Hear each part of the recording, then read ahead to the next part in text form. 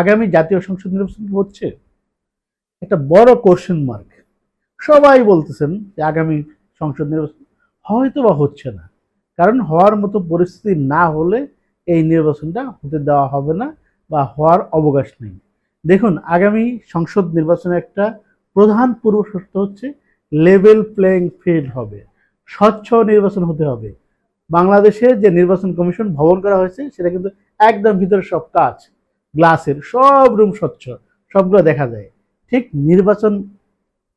নির্বাচনের যে ভবন সেটা স্বচ্ছ হলেও অতীতে 15 বছরে যে নির্বাচন হয়েছে সেগুলো স্বচ্ছ হয়নি। এইবার নির্বাচনটা কিন্তু স্বচ্ছ করতেই হবে, মানুষের ভোটাধিকার দিতে হবে, মানুষকে ভোট দিতে হবে। এখন যে অবস্থা আছে, বিএনপি যেভাবে বাড়াবাড়ি শুরু করেছে, তাহলে তাতে করে মনে হচ্ছে না নির্বাচনের সময় তারা সুষ্ঠু একটা নির্বাচন করতে দিবে।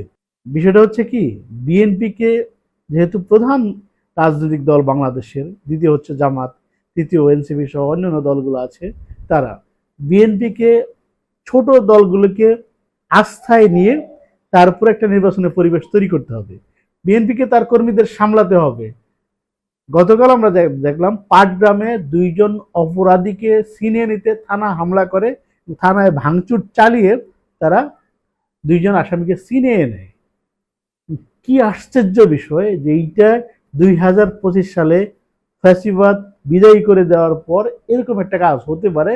2জন অপরাধীকে ভ্রাম্যমাণ আদালত সাজা দিয়েছে 1 মাসের, তাদের এটা সহ্য হয়নি। 1 মাসের সাজা তারা নিতে পারবে না, তাদেরকে ছিনিয়ে নিতে হবে 2জন অপরাধীকে। এটা কোনোভাবেই বিএনপির ঠিক হয়নি।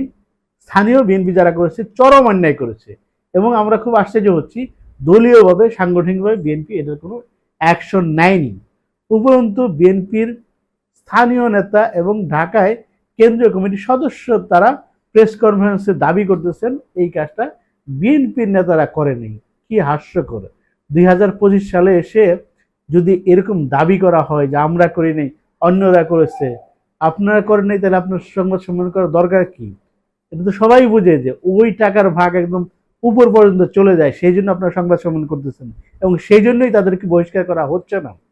এই যে 250-300 মানুষ, এদেরকে অবশ্যই আইনে আওতায় আনতে হবে। যদি সরকার এদেরকে আইনে আওতায় আনতে না পারে, তাহলে কিন্তু সামনে নির্বাচন হবে না। আজকে আমরা দেখলাম জামাত আমির ঠিক বলে দিচ্ছে কিসের নির্বাচন। আসলেই তো এরকম মব রাজনৈতিকভাবে বিএনপি যদি তার দলীয় কর্মীদেরকে নিয়ন্ত্রণ না করতে পারে, তাহলে তো নির্বাচন করার পরিবেশই তার নাই। এই অবস্থায় বিএনপি যদি না যায়, এনসিপি যদি না যায়, অন্য দলগুলি যদি না যায়, যতই ফেব্রুয়ারিতে নির্বাচনের জন্য যতই প্রেশার দেন, অন্য দল না গেলে আপনারা তো একা একা নির্বাচন করতে পারবেন না, ওই সুযোগটা তো নেই।